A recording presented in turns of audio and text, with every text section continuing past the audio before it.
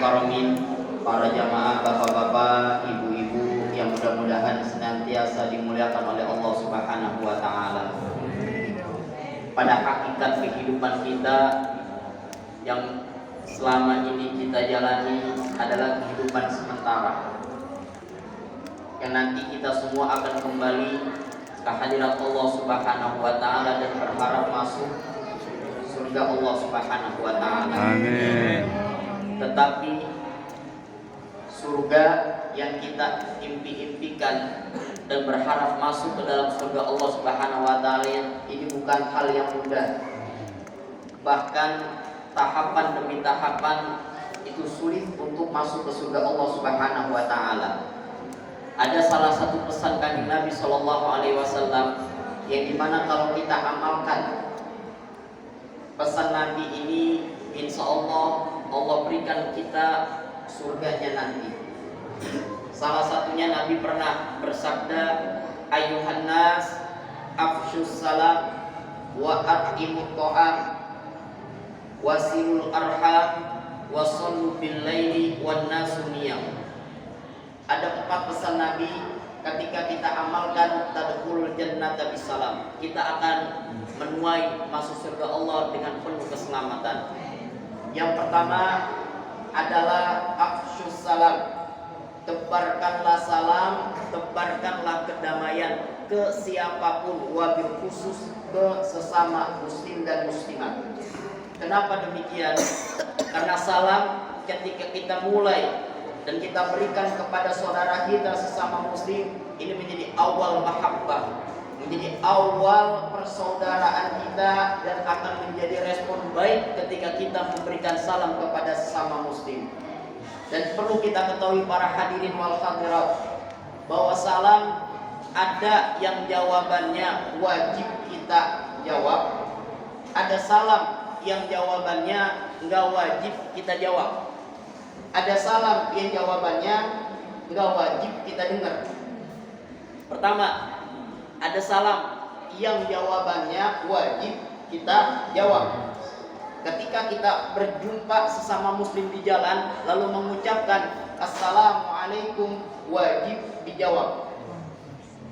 Andai kata kita enggak dijawab, maka kita dosa, karena mengucapkan salam hukumnya sunnah, menjawab salam hukumnya Sunnah.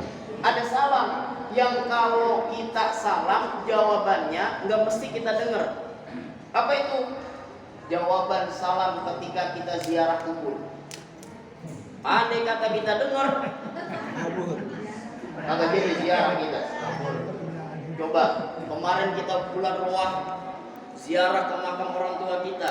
Ketika masuk gerbang ke kuburan, kita mengucapkan assalamualaikum ya ahlal kubur. Apakah jawabannya kita dengar? Andai kata kita dengar, kabal itu kabur, kagak jadi ziarah kita. Nah, yang ketiga, ada salam yang jawabannya nggak mesti kita jawab. Apa itu? Salam sholat. Jadi ketika kita sholat, salam assalamualaikum, bukan sama kita jawab waalaikumsalam, kagak boleh. Andai kata dijawab, sholat kita jadi satu langkah ini yang bisa membuat kita masuk ke surga. Kedua, wa'atimut ta'am, berikanlah makan kepada orang-orang muslim, terlebih momentum di bulan suci Ramadan, ketika Allah berikan kita rezeki yang banyak, diberikan harta yang banyak, jangan lupa kita sedekahkan, kita berikan orang-orang makan. Kenapa? Salah satu langkah kedua yang bisa menyebabkan kita masuk surga Allah Subhanahu wa taala. Yang ketiga, wasilul arham, sambunglah silaturahim. La yadkhulul jannata qati'ur rahimin, tidak akan masuk surga orang yang memutuskan tali silaturahim. Maka daripada itu Kanjeng Nabi sallallahu alaihi wasallam sampai sabdakan dalam sebuah hadis yang lain, man sarrahu ayyubsata lahu fi rizqihi wa ayyunsalahu fi asarihi falyasil rahimahu. Orang yang bahagia, senang, umurnya dipanjangkan, rezekinya ditambahkan oleh Allah Subhanahu wa taala, maka pesan Nabi falyasil rahimahu, sambung silaturahim.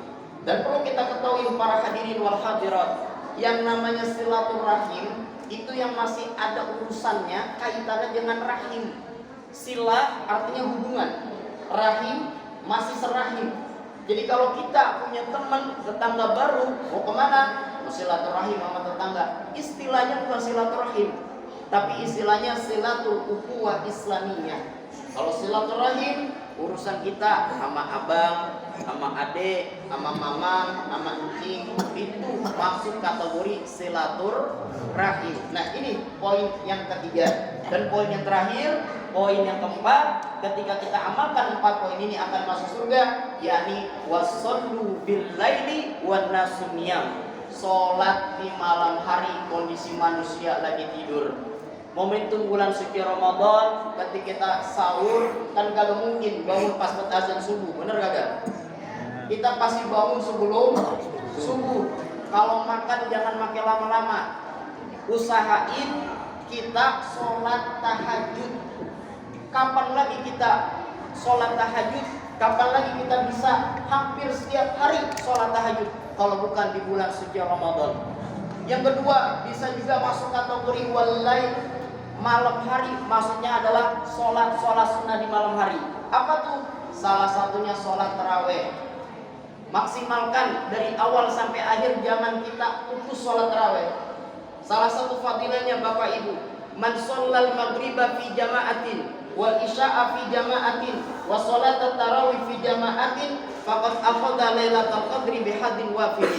Siapa orang yang sholat maghrib berjamaah, sholat isya berjamaah, sholat tarawih berjamaah, sungguh ia akan mendapatkan malam Lailatul Qadar dengan bagian yang sempurna. Jadi jangan putus dari malam pertama sampai wayang gini. Ini kadang-kadang sholat tarawih ngeliat imam, ini cepet ini, saya sholat di sini. Giliran aja lama, ogah-ogahan sholatnya. Nah, 4 poin ini ketika kita amalkan, Rasulullah bilang kita dibulu di jannah bisalam, bisa kalian bisa memasukkan surga Allah dengan penuh keselamatan. Mudah-mudahan 4 poin ini bisa kita aplikasikan dalam kehidupan kita sehari-hari, dan mudah-mudahan kita semua diberikan kekuatan dalam ibadah kepada Allah Subhanahu wa taala. Wa kafa bihadza kalami wa aqulu lakum min su'aidati qulubikumul af wa aqulu lakum summa assalamu alaikum warahmatullahi wabarakatuh. Waalaikumsalam warahmatullahi wabarakatuh.